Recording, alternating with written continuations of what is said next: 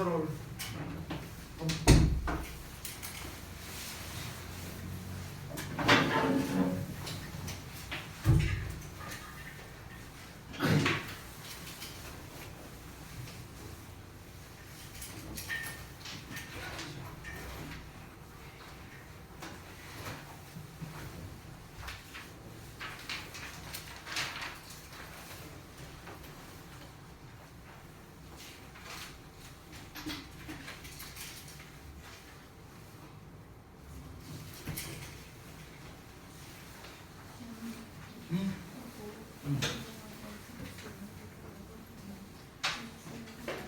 아니 그렇게 써도 돼. 이것도 이것도 써도 돼. 이것도.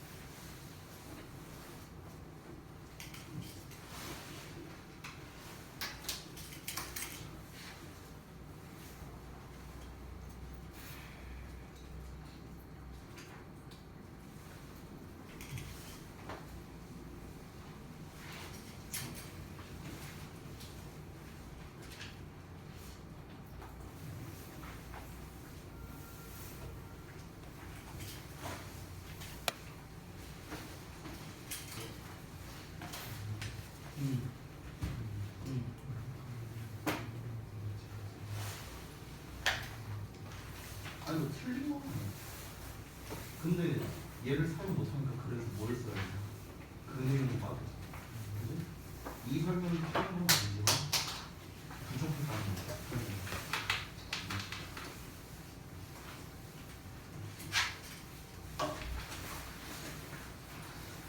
잘 봤습니다. 일단은 그 데일리 테스트 해설하기 전에 좀 전달할 게 있는데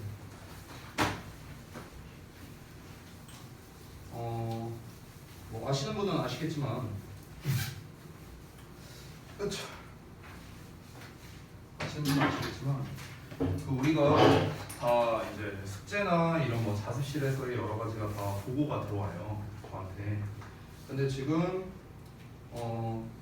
숙제가 안 됐다는 보고가 지금 계속해서 올라오고 있습니다. 지금 지난번에도 그렇고 이번에도 그런데, 그러니까 여러분이 숙제를 하는 걸 보면은 전체를 숙제를 안 하진 않았어요. 일부가 안 돼 있는 것들이 좀 있습니다. 근데 이거는 좀 너네가 신경을 좀 써야 돼요. 지금 이제 뭐 어느 부분이 뭐 리스닝이 안 됐다, 뭐 또는 책을 안 가져왔다, 뭐 아니면은 뭐 어떤 부분이 뭐 해석이 안 됐다, 어법상의 근거가 부족하다, 구문 분석이 안 됐다, 굉장히 다양한 얘기들이 나오고 있는데 여러분들 우리 상위반이잖아요. 그렇죠? 상위반은요 숙제를 못 해오는 일은 없어야 된다고 저는 개인적으로 생각을 합니다. 여러분이 만약에 숙제를 하다가 잘 모르겠는 부분이 있다, 저한테 물어보세요. 얼마든지. 그러니까 예를 들어서 그러니까 이 어떤 이제 특정 파트를 문제를 푸는데 아예 이 파트를 손을 못 대겠다, 그런 경우는 아마 거의 없을 건데, 이제 만약에 그런 경우가 있다면요, 그러면 제가 유튜브에 영상을 올리잖아요. 매번 우리 이렇게 촬영해갖고 제가 올리잖아. 괜히 올리는 게 아니에요. 그거를 여러분이 학습을 하고 다시 문제를 풀어보든가, 아니면은 그걸로도 부족하면은 저한테 개인톡을 보내서 하는 방법을 알려달라고 하던가, 뭔가 이런 액션이 좀 필요하다라는 겁니다. 여러분 그냥 학원 와갖고 그냥 숙제하고 이것만으로는요 죄송한데 좀 부족해요. 이걸로는 부족해. 뭔가 양을 더 많이 하라라는 말은 아닙니다. 그게 아니고요. 이 학습이라는 건 항상 의식적으로 여러분이 해야 되는데 지금 의식적인 학습이 되지 않는다면은 지금 하는 게 그냥 양 채우기밖에 안 된다는 거야. 그러니까 다시 한번 숙제는 일단 빼놓지 말고 하세요. 단 하나라도 이거는 절대로 있을 수 없는 일입니다. 단 숙제에서 어려운 부분이 있다면은 얼마든지 저한테 질문을 해도 된다라는 겁니다. 아셨죠? 요게 핵심입니다. 자, 그러면은 데일리 테스트 하신 거를 좀 할까요?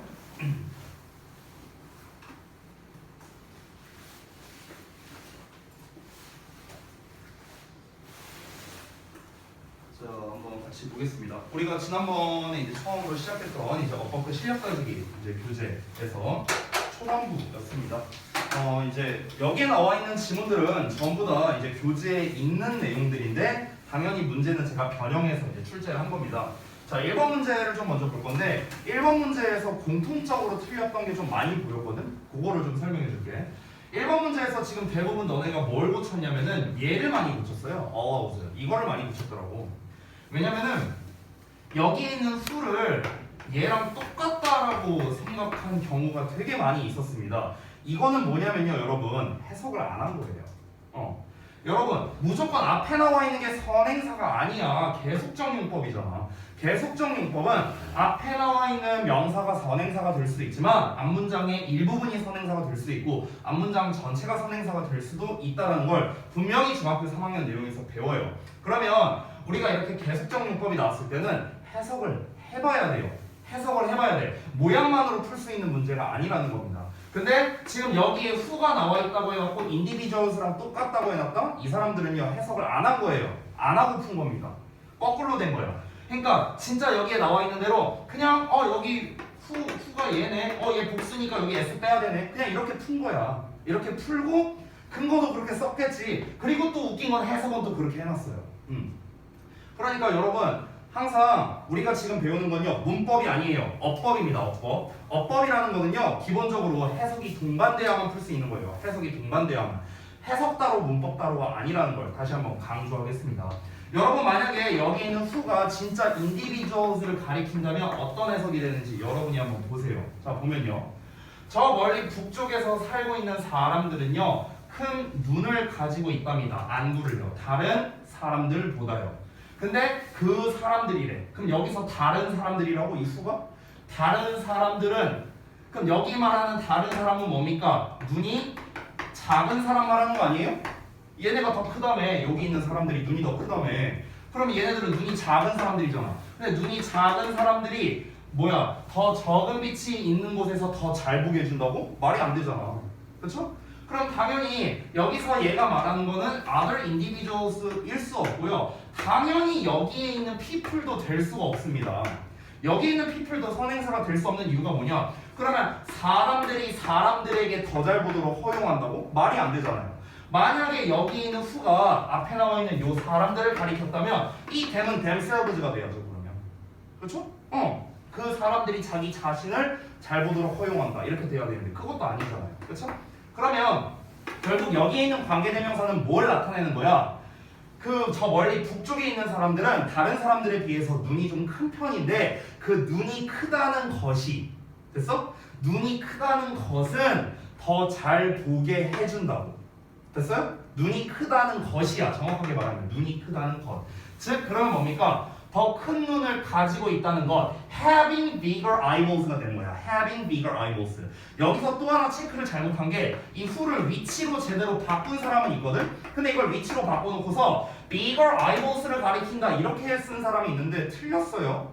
그렇게 되면 eyeballs 복수형이니까 s 빼야죠. 마찬가지로. 아닙니다. 큰 눈을 가지고 있다가 아니라 큰 눈이 아니라 큰 눈을 가지고 있다는 것.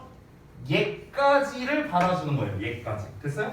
정확하게는 이만큼을 받는 거죠. 아니 더 정확하게 하면 그냥 전체죠. 전체. 됐어? 북쪽에 있는 사람들이 다른 일반적인 사람들보다 더 큰 눈을 가지고 있다는 그 사실이 됐어?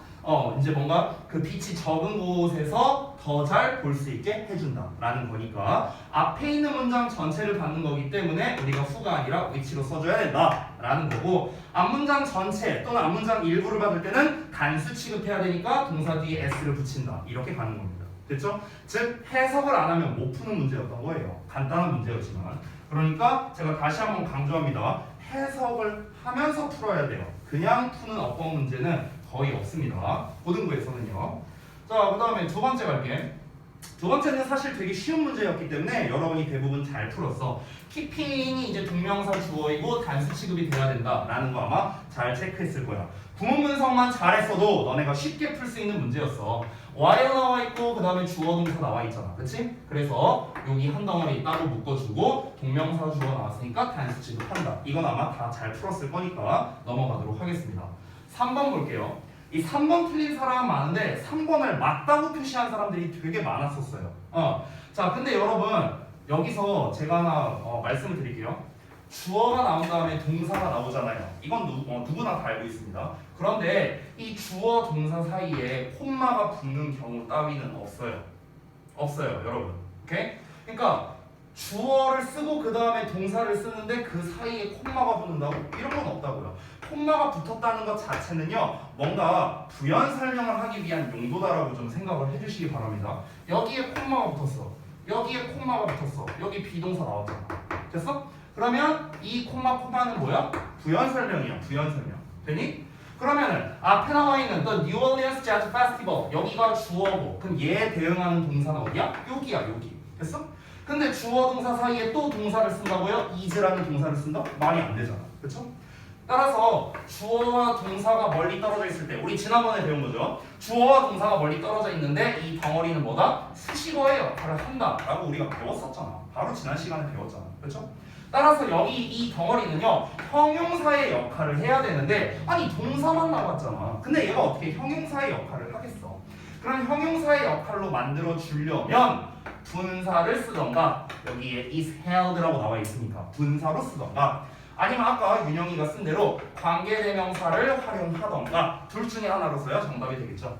그래서 is held로 나와 있는 걸 여기 앞에다가 which 이렇게 써도 돼요. which is held 이렇게 써도 됩니다. 아니면은 우리 여러분 배웠다시피 주격 관계대명사와 비동사는 세트로 생략되죠. 그러니까 날리면은 held만 남겠죠. 됐어? 이렇게 쓰거나 둘 중에 하나가 정답이 된다. 근데 우리 여기서 끝내지 말자고요. 여기서 끝내지 말고 지금 얘가 수동형으로 나왔잖아. 그러면 수동이 맞는가 능동이 맞는가까지도 우리는 따져야 된다고 얘기를 했습니다. 항상. 자, 일단은 뒤에 목적어가 없고요. 그리고 수식을 받는 페스티벌 입장에서는 개최되는 거잖아요. 개최를 하는 게 아니라. 그러니까 수동형인 held를 쓴다까지도 우리가 정리할 수 있는 겁니다. 됐죠? 자, 그 다음 넘어가서 이제 모의고사 버전을 좀 보도록 할게요. 두 번째 페이지입니다.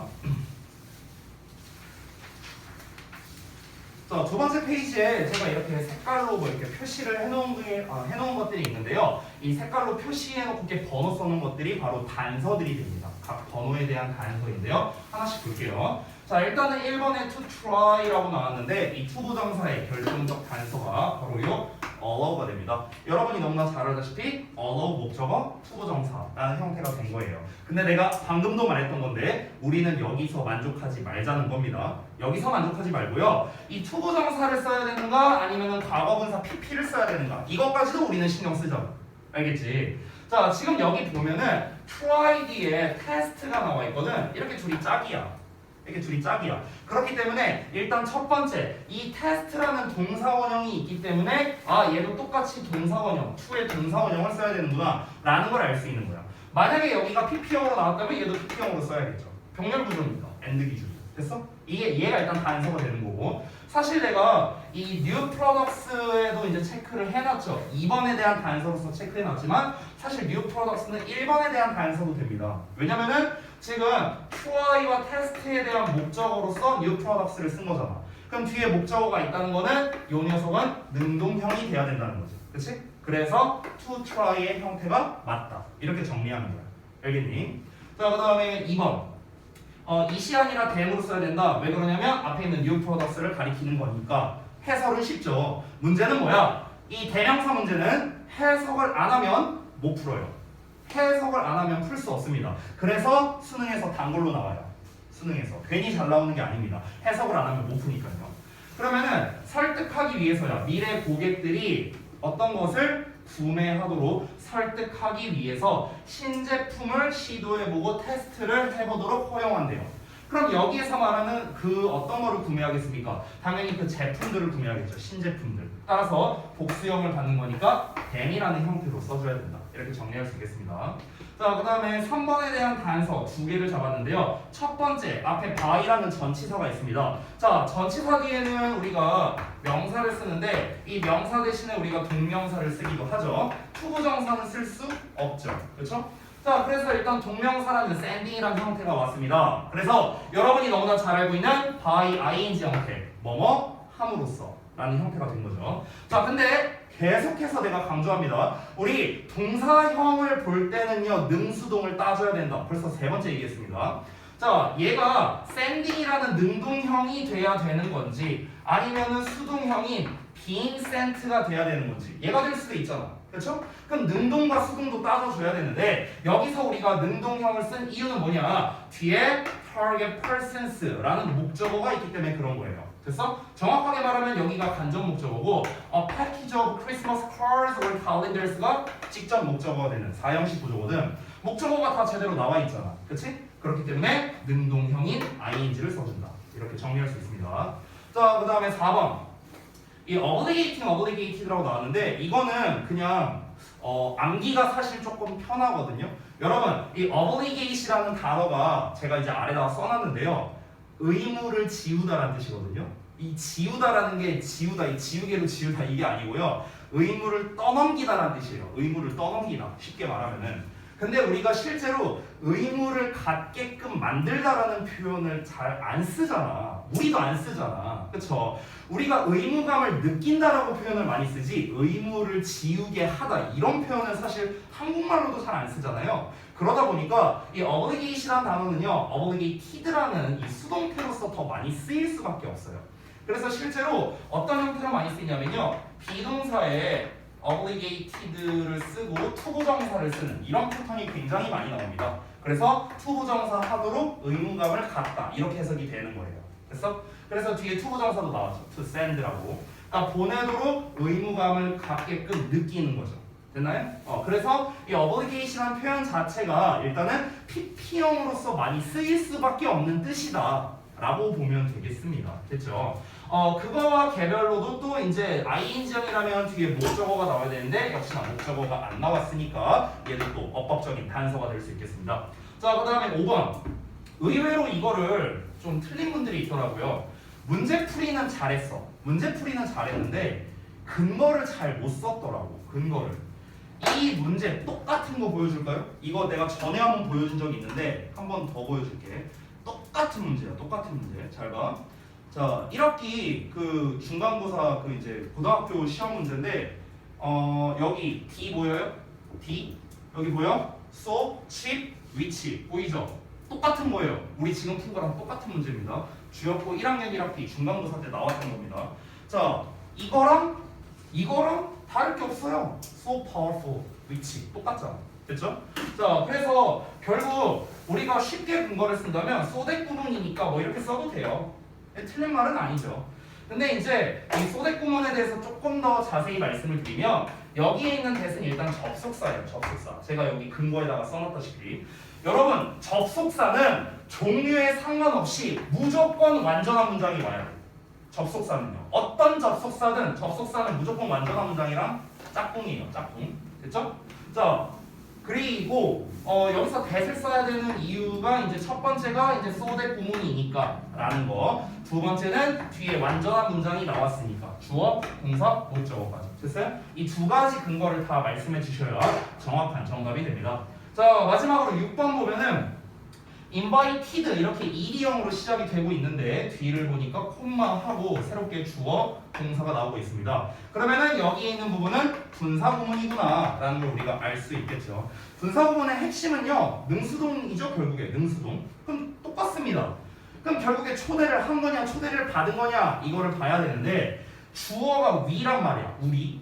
근데 여러분 잘 생각해봐. 우리는 초대를 할 수도 있고 초대를 받을 수도 있잖아. 그치? 그러니까 이렇게만 해석하면 안 풀린단 말이죠. 그래서 지금 invited 뒤에 목적어가 없다라는 녀석을 통해서 아, 얘는 수동형으로 써야 되는구나 라는 걸 알 수 있는 겁니다. 그래서 6번은 문제될 게 없다. 이렇게 풀 수 있는 겁니다. 됐죠?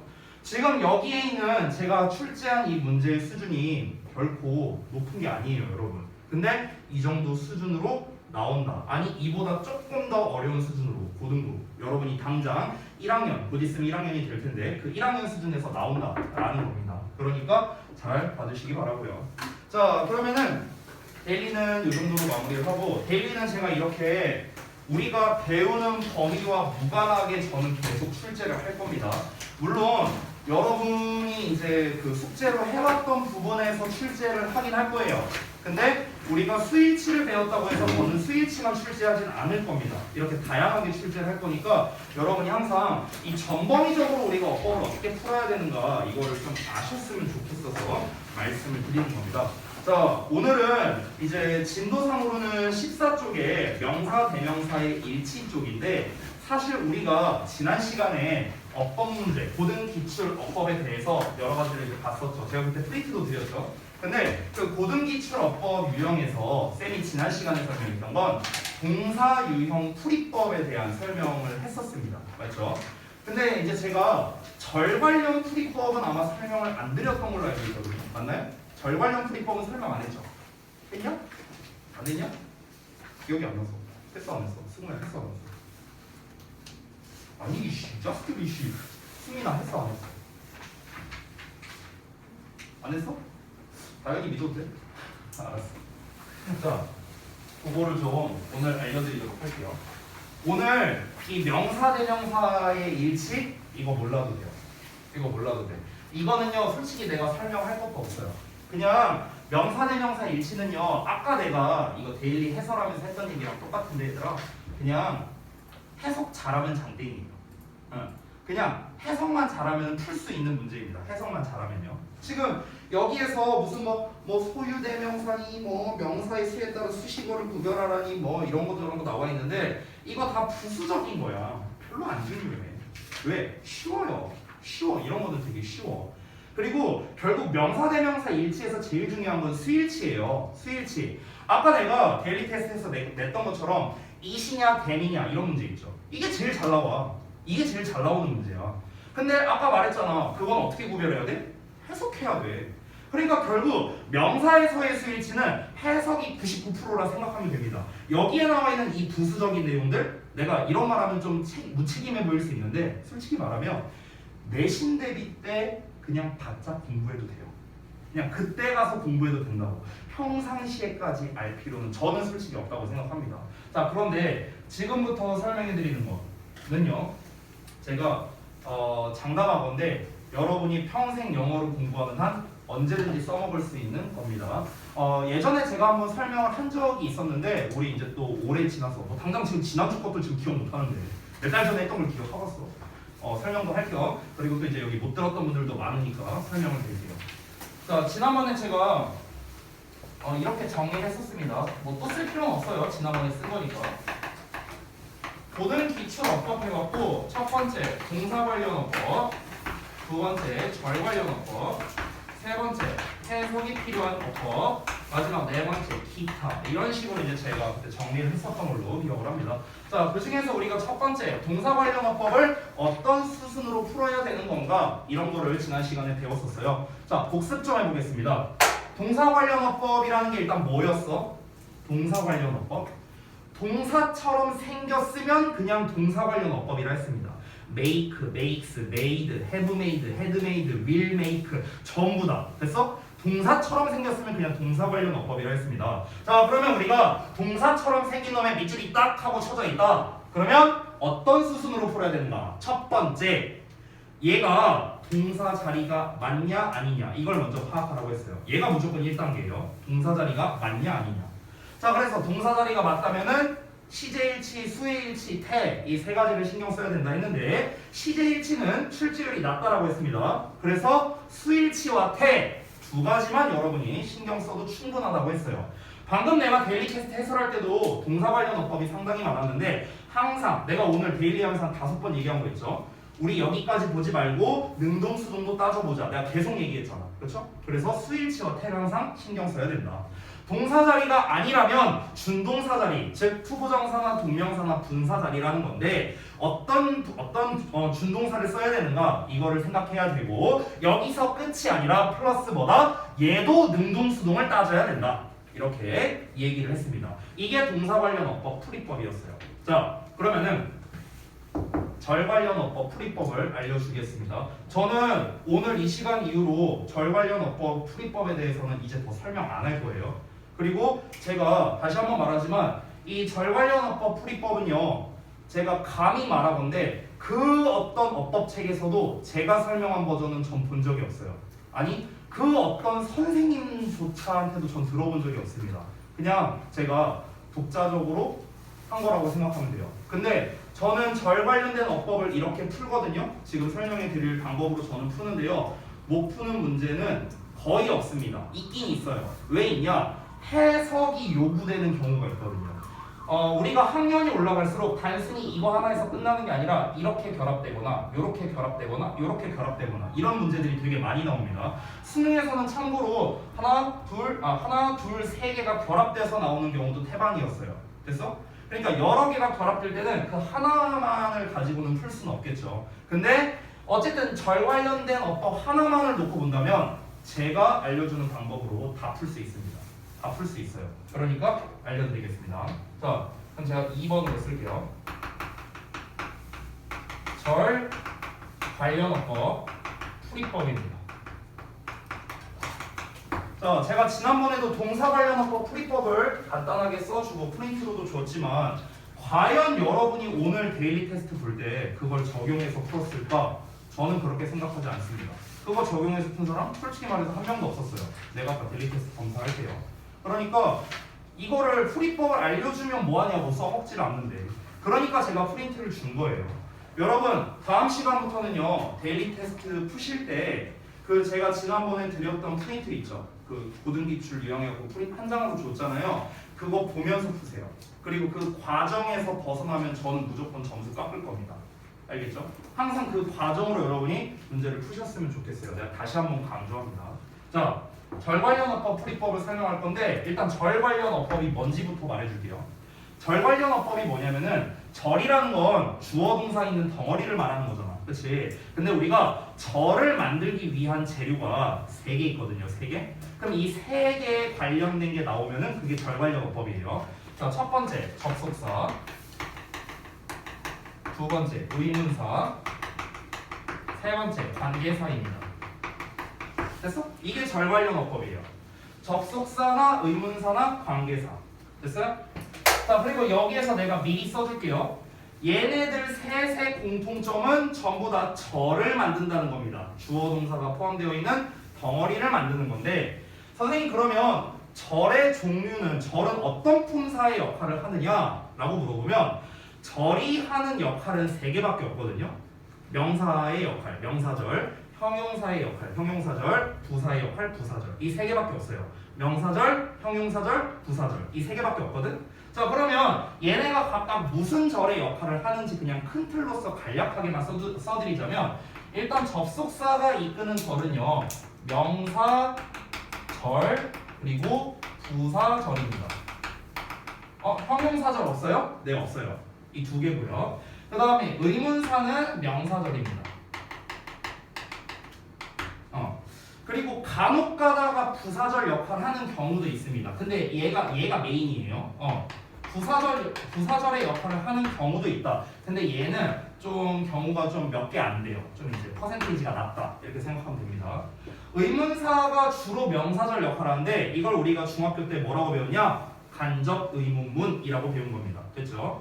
자, 그 다음에 관계사. 이 관계사는 명사절, 형용사절, 그리고 부사절 3개 역할을 다 할 수 있습니다. 물론 어떤 관계사를 쓰느냐에 따라는 다르죠. 근데 어쨌든 관계사라는 큰 범주로 보자면요 3가지의 역할이 다 가능하다라는 겁니다. 그러면 우리는 적어도 이거를 통해서 뭘 알 수 있냐면, 만약에 이 덩어리, 이 절이 명사를 꾸며주네? 그럼 일단 관계사겠구나. 이 정도는 우리가 생각할 수 있다는 거죠. 그렇죠? 자, 그러면은 제가 거기 프린트에 아주 간략하게 써 있거든요. 그러니까 제가 나눠준 프린트는요 딱 2줄만 써 있어요. 2줄만. 뭐라고 써 있는가? 완전한 문장은 더하기 수식어, 불완전한 문장 더하기 명사, 딱 이것만 써 있습니다. 제가 나눠준 프린트는요. 그거를 저는 일명 완수불명이라고 얘기를 해요. 완수불명. 그거에 대한 설명을 좀 해드릴게요. 자, 완전한 문장은요, 수식어 또는 접속사와 짝이라고 생각하면 됩니다. 자, 그런데 불완전한 문장은 명사랑 짝이에요. 마치 제가 무슨 수학 공식 마냥 썼는데요. 왜 이런 일이 벌어지는지를 증명해 보이겠습니다. 왜 그러는지. 자, 볼게요. 일단은 여러분이 이거를 완벽하게 이해하기 위해서는 완전한 문장이 뭐고 불완전한 문장이 뭔지부터 좀 접근을 해야 될 것 같은데, 자, 완전한 문장이란 건 뭐냐면 쉽게 말하면 우리 문장에 5개 형식이 있잖아. 1, 2, 3, 4, 5 형식. 그래서 1에서 5 형식에 알맞은 문장이에요. 이걸 우리가 완전한 문장이라 부릅니다. 그러면 불완전한 문장은 뭔가가 없으니까 불완전하다라고 얘기를 하겠죠. 정확하게 말하면 명사가 빠져있는 문장입니다. 명사가 빠져있는 문장. 이걸 우리가 불완전한 문장이라고 부르는 거예요. 됐어? 명사가 빠져있는 문장. 자, 그러면은 잘 보세요. 지금 여기 오른쪽에 쓸 거는 쓰셔도 되고 안 쓰셔도 됩니다. 제가 막 휘갈겨 쓸 거니까요. 편의상 보시면 됩니다. 우리 영어 문장에 존재하는 성분은요, 주어, 동사, 목적어, 보어, 수식어 5개밖에 없죠. 그렇죠? 이거 말고는 없습니다. 자, 그러면 여기에서 쌤이 예를 들어 완전한 문장 하나 패턴을 써보자면 주어, 동사, 목적어, 목적격, 보어 5형식의 완전한 문장이죠. 그렇죠? 자, 그럼 여기까지가 어떤 문장? 완전한 문장입니다. 근데 우리가 이 상태로 문장을 안 끝내고 뒤에다가 뭘 더 쓰고 싶어. 그럼 이제 우리가 뭘 쓸 수 있는지 니네가 하나씩 대입해봐요. 뭐가 가능한가? 주어. 안 되죠? 이런 형식이 있어요? 없잖아. 없죠? 얘도 안 되죠? 얘도 안 되죠. 됐어요? 그럼 넣을 수 있는 거 뭐밖에 없어? 수식어밖에 없어요. 됐어? 그러니까 심플하게 말하면 뭡니까? 완전한 문장은 수식어랑 짝일 수밖에 없는 거예요. 왜? 나머지는 못 넣으니까요. 간단하죠? 됐어요? 그러니까 약간 비유하자면 이런 거야. 나는 햄버거를 시켰는데 나는 치즈가 너무 많이 들어가면 느끼해서 못 먹어. 그래서 그냥 치즈버거 시켰어. 근데 얘네가 더블 치즈버거로 준 거야. 치즈를 2개 얹어줬어. 그럼 뭐야? 잘못 나온 거잖아. 그렇죠? 잘못 나온 햄버거라고. 잘못 나온 햄버거. 그러니까 나는 그냥 5형식의 구조를 쓰려고 하는데 여기다 주어를 하나 더 얹어. 그럼 더 줘서 고맙다가 아니라 잘못 나온 거라고요. 됐죠? 이렇게 이해하시면 됩니다. 자, 또는 우리가 수식어 또는 뭘 쓸 수 있을까? 이런 애 쓸 수 있지 않아요? and, but 이런 애도 쓸 수 있겠죠. 그렇죠? 그러니까 수식어 또는 접속사랑 짝일 수밖에 없는 거예요. 완전한 문장. 아주 간단하죠. 자, 그러면 반대로 불완전한 문장의 경우를 볼게요. 쌤이 이번에는 3형식 문장을 써볼게요. 3형식 문장. 근데 내가 이렇게만 썼어. 그럼 뭐가 빠져있어? 주어가 없잖아. 그렇죠? 주어가 없죠. 그럼 여기는 지금 어떤 문장? 주어가 없는 불완전한 문장이야. 불완전한 문장. 근데 우리가 얘들아 상식적으로 생각해보자. 우리는 지금 영어라는 언어를 배우고 있는 거고 언어라는 거는요 소통의 도구예요. 소통의 도구. 소통을 하려고 하는데 내가 불완전하게 전달을 하면 그러면 전달이 잘 안 되는 거잖아. 그러면 기본적으로 정석은 당연히 모든 문장은 완전하게 써서 전달을 해야 돼요. 당연한 거죠. 그래야 완벽하게 전달이 될 테니까. 그러면 지금 얘만 있을 때는 불완전하단 말이야. 그러면은 이 녀석을 완전하게 만들기 위해서는 메꿔줘야 할 녀석이 있겠죠. 메꿔줘야 할 녀석. 그 메꿔줘야 하는 놈이 누굽니까? 바로 주어잖아요. 주어. 됐어? 근데 주어라는 건 뭡니까? 결국에는 명사죠. 됐어? 그러면은 불완전한 문장은 누구랑 짝이야? 명사랑 짝일 수밖에 없는 거야. 다시 정의를 볼까? 불완전한 문장이 뭐라고? 명사가 빠져있는 문장이 불완전한 문장이야. 그러니까 어떻게 해야 돼? 명사로 메꿔줘야죠. 됐어? 그럼 이걸 합치면 어떤 문장이 되는 거야? 합치면 이제 완전한 문장이 되는 거죠. 이해됐어요? 됐죠? 자, 그래서 완전한 문장은 수식어와 접속사랑 짝일 수밖에 없고 불완전한 문장은 명사랑 짝이다 라는 걸 간략하게 아주 간단하게 증명을 했습니다. 별거 없죠? 별거 없어. 근데 이 별거 없는 걸로 정말 많은 문제를 풀 수 있습니다. 특히 얘들아 이 절 관련된 어법은요 고등학교 3학년, 2학년 2학기 이쯤 되면요 좀 출제율이 낮아집니다. 약간 낮아지고요. 이 해석에 관련된 게 좀 더 많이 나와요. 2학년 2학기, 3학년 1학기 때는요. 내신 기준입니다. 자, 그런데 이 절관련어법이 제일 많이 나온 때가 언제냐? 바로 고1이에요. 고1. 지금 여러분입니다. 지금 여러분. 이때는 절관련어법이 넘치고 넘쳐요. 겁나 많이 나옵니다. 제가 과감하게 말할게요. 100% 나와요. 99%도 아니에요. 100% 나와요. 절관련어법은. 제가 장담합니다. 여러분 학교 상관없어요. 100% 나옵니다. 그렇기 때문에 제가 고1에서 가장 중요한 어법, 동사 관련 어법은 학년 상관없이 다 중요하니까 빼고요. 고1에서 가장 중요한 어법을 고르라고 하면은 단연 절 관련 어법을 저는 꼽을 거예요. 출제율이 100%입니다. 그래서 여러분이 이거를 제대로 알고 있고 그리고 요거를 제대로 알고 있다면요 진짜 쉽게 풀 수 있습니다.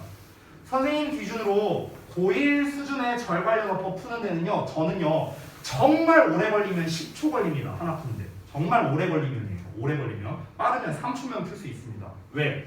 머릿속에서 이거를 시뮬레이션 돌리는 거거든요. 됐어? 아주 빠르고 정확하게 풀 수 있어요. 그러니까 내가 지금 계속 강조하는 거야. 이대로 풀라고요. 자, 예시를 보여줄게. 이거를 알면 우리가 어떻게 문제를 풀 수 있는가? 자, 예를 들어보자. 우리가 흔히 중학교 3학년 때 관계대명사를 이제 많이 배우죠. 관계대명사. 그리고 관계부사에 대해서도 배웁니다. 근데 우리가 마치 수학 공식 마냥 어떻게 배웠어? 관계대명사는 불완전한 문장이 온다. 관계부사는 완전한 문장이 온다. 우리가 무슨 수학 공식 마냥 뭐 외운 거 아니야. 그치? 근데 잘 봐봐 얘들아. 명칭을 잘 봐봐. 관계대명사네? 이름이? 그러니까 뭐야? 불완전이랑 짝이야. 됐어? 얘 봐봐. 관계부사네? 부사는 뭐야? 수식어잖아. 수식어는 종류가 뭐예요? 형용사, 부사 이거잖아. 이게 수식어잖아. 그렇죠? 그럼 여기 부사는 뭐야? 수식어야. 그러니까 누구랑 짝이야? 불완전한 문장이랑 짝이지. 내가 아까 전에 그 데일리 테스트 할 때 이런 얘기 했었거든? 아까 내가 무슨 얘기했냐면 얘들아 접속사는 종류에 상관없이 무조건 완전한 문장이 온다? 아까 이런 얘기 했었죠. 왜? 완전한 문장은 수식어나 접속사랑 짝이니까. 됐어? 이 얘기 한 거야. 이 얘기 한 거라고. 됐어요? 자, 그러면 이제 요거를 통해서 한 가지 또 증명해 보였고 그러면 실전으로 푸는 걸 한번 좀 보여줄게요. 실전으로 푸는 거. 우리 고1에서 학교에서 가장 사랑하는 절 관련 어법 문제의 대표가 뭐냐? 바로 that과 what을 비교하는 문제입니다. that과 what을 비교하는 거. 그게 여기 어법과 실력 따지기 교재도 있거든요.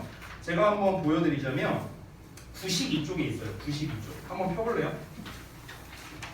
쭉 뒤쪽으로 가서 92쪽 보세요. 92쪽에 있는 내용이 WH랑 that을 비교하는 거다 이렇게 나와 있죠. 그렇죠? 이게 what that 비교하는 거야. 대표가. 근데 여기 92쪽에 나와 있는 설명을 저도 예전에 읽어봤거든요. 근데 이 방법만으로는 못 풀어요. 이 방법만으로는요 고등학교 문제를 제대로 풀 수 없습니다. 왜 그러냐면 이거를 학교 선생님들도 알아요. 애들이 이렇게 푼다는 걸 알아. 그래서 이걸로 낚시 거는 거야. 이걸로 낚시 거는 거거든. 그 낚시성 문제도 내가 이따 보여줄게. 자, 일단 앞에 봐봐 다시. 자, what과 that을 비교하는 거 이거를 철저하게 요 버전으로 보여줄게요. 완수불명 버전으로 보여줄게. 잘 봐봐. 일단 what과 that을 비교하는 문제 의도부터 알아야겠죠. 이 문제 의도가 뭐냐면요. what은 일단 관계대명사 what이고요. that은 두 개예요. 명사절 접속사 that이나 아니면 관계대명사 that입니다. 자, 그러면 하나씩 내가 써볼게요. 자, what 관계대명사야. that 접속사야.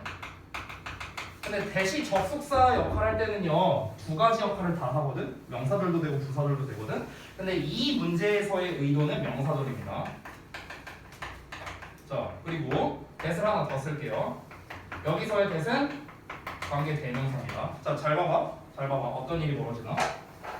자, 일단은 what은요 관계대명사예요. 명사. 자, 그럼 명사니까 누구랑 짝이야? 불완전이랑 짝이어야 되죠. 그렇죠? 우리가 배운 대로. 자, 그래서 뒤에 일단 불완전한 문장이 나옵니다. 얘도 이름이 관계대명사니까 얘도 역시나 뒤에 불완전한 문장이 나옵니다. 됐죠?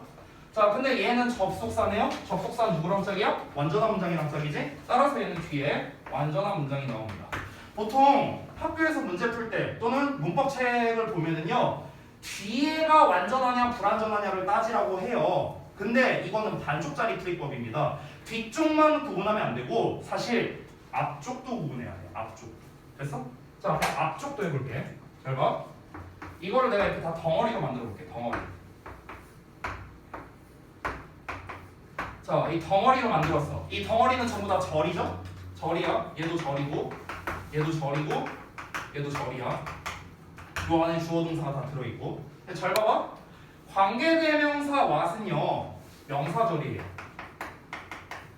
여기서부터는 이제 여러분이 중3 때 어법을 얼마나 열심히 했는가 이제 여기에 달려있는 거야. what절은 명사절이다. 그 다음에 명사절 접속. 여기 명사절이라 써놨죠 내가? 그러니까 당연히 얘도 명사절이니까. 자, 관계대명사는 기본은 형용사절. 그래서 형용사절입니다. 됐죠? 자, 일단 덩어리가 무슨 절인지 써놨습니다. 그럼 얘네 앞에는 어떤 형태가 오는지 한번 볼까요? 자, 앞에는 덩어리가 명사래. 덩어리가. 그럼 덩어리가 명사니까 앞에는 불완전이 오겠네? 불완전이 옵니다. 됐어? 덩어리가 명사래. 그럼 역시나 얘도 앞에 불완전한 문장이 오겠죠? 자, 덩어리가 형용사래. 형용사는 수식어니까 앞에 완전한 문장 오겠네? 그래서 앞뒤에는 완전한 문장이 오는 거야. 됐어? 그럼 이 세 개를 비교해봐. 앞뒤 문장 구조가 똑같은 게 하나라도 있는지. 있어요? 하나도 없죠. what은 앞뒤로 불완전해. that은 불완전 완전이야. 요 that은 완전 불완전이야. 됐어요? 다 다르죠. 문장 구조가. 그렇죠? 그래서 사실 what이냐 that이냐를 문제를 푸는 거는요. 여러분 해석도 필요 없어요. 그냥 구문문성만 잘하면 돼요. 구문문성만 잘하면 돼. 지난번에 내가 동사 관련 어법 풀이법 알려줄 때 동사 자리가 맞냐 아니냐 이게 1단계라고 했었죠. 그렇죠? 그걸 어떻게 구분한다고 했습니까? 구문 분석을 통해서 구분해야 된다라고 했어요. 근데 절 관련 어법에서의 지금 핵심은 뭐냐면 완전하냐 불완전하냐 이게 핵심이거든. 근데 얘들아 완전한지 불완전한지를 어떻게 구분해요? 구문 분석이에요 결국에. 그러니까 결국 절 관련 어법에서의 핵심도 무엇입니까? 결국 얘도 구문 분석이 중요한 거야. 됐어? 그럼 우리가 고1 어법 문제에서 약 80% 이상을 차지하는 게 동사, 절 이 두 개인데 이 두 개가 다 구문 분석을 기반으로 풀어야 되는 거네. 근데 구문 분석이 안 중요하다고? 말도 안 되는 거죠. 됐죠? 그러니까 다시 한번 우리가 그렇게 구문 분석을 연습하는 거다라고 제가 다시 한번 강조하겠습니다. 자, 보통 이렇게 책에 나와 있는 경우는 내가 단 한 번도 못 봤거든요. 보통 문법 책이 어떻게 나와 있냐? 지금 이 어법그 실력 따지기 교재만 보더라도 이렇게 나와 있어요. 92쪽에 설명 뭐라 나와 있는지 한번 같이 볼까요? 같이 한번 봐봐. 보면은 대부분의 책은요 앞에 나와 있는 건 신경을 안 씁니다. 다 뒤에 나와 있는 것만 신경을 써요. 대부분의 책은요. 92쪽에 있는 설명 한번 그냥 제가 읽어볼게. 자, 관계대명사 더하기 불완전한 구조. 이것 봐봐. 뒤에 있는 것만 나와 있잖아. 그렇죠? 그렇죠? 그러니까 뒤에 있는 것만 한 거야. 관계대명사 앞은 어떤 구조인지 지금 설명을 안 해주고 있어요. 관계부사는 뒤에 완전한 구조다. 역시나 이것도 뒤에만 설명을 하고 있죠. 앞에는 설명을 안 하고 있습니다. 의문대명사는 불완전한 구조, 의문부사는 완전한 구조. 자, 이건 왜 그럴까? 땡땡 대명사야. 땡땡 대명사. 그럼 땡땡 대명사니까 명사잖아. 명사 어쨌든. 그러니까 불완전이랑 짝이에요. 그래서 여러분 땡땡 대명사 있죠. 관계 대명사, 의문 대명사, 복합 관계 대명사 이런 애들 있잖아. 이렇게 대명사라고 끝나는 애들. 그럼 얘네들은 뭐야? 무조건 불완전이랑 짝일 수밖에 없는 거야. 전부 다 명사니까. 됐어요? 그렇게 생각하는 게 훨씬 쉽죠. 우리 입장에서. 자, 그리고 뭐 아래에 뭐 대시라고 나와 있는 게 있는데 뭐 대시 올 수 없는 경우 뭐 어쩌고 저쩌고 나와 있고 대시 바르게 쓰인 경우 뭐 대 뒤에 완전한 구조가 이어지는 명사절을 이끌고 어쩌고 저쩌고 막 써 있습니다. 여기에 나와 있는 설명 그냥 안 보는 게 전 더 낫다고 생각합니다.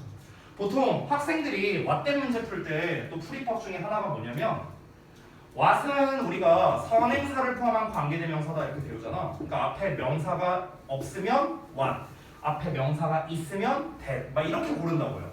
됐어? 근데 그렇게 풀다가 완전 망했던 케이스가 있는데 여기 좀 지울게요. 여기 지워도 되죠? 여기 좀 지울게요. 자, 제가 이 문제 정말 많이 보여줬었는데 아마 오래 다녔던 분들은 제가 예전에 보여드린 적이 있을 겁니다. 잠시만요. 여기.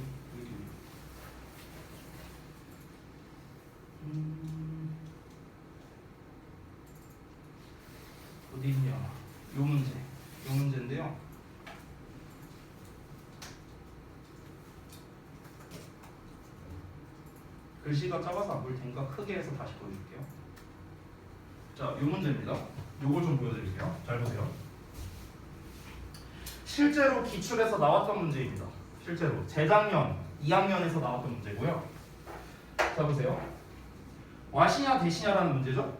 요거예요. 요거. 지금 요 문제입니다. 근데 제가 한번 설명을 하기 전에 앞서서 여러분이 한번 풀어보실래요? 뭐가 맞는지? 한번 풀어보세요. 뭐가 맞나? 와시 맞나 대시 맞나? 한번 골라보세요. 그래도 한 분씩 한번 여쭤볼게요.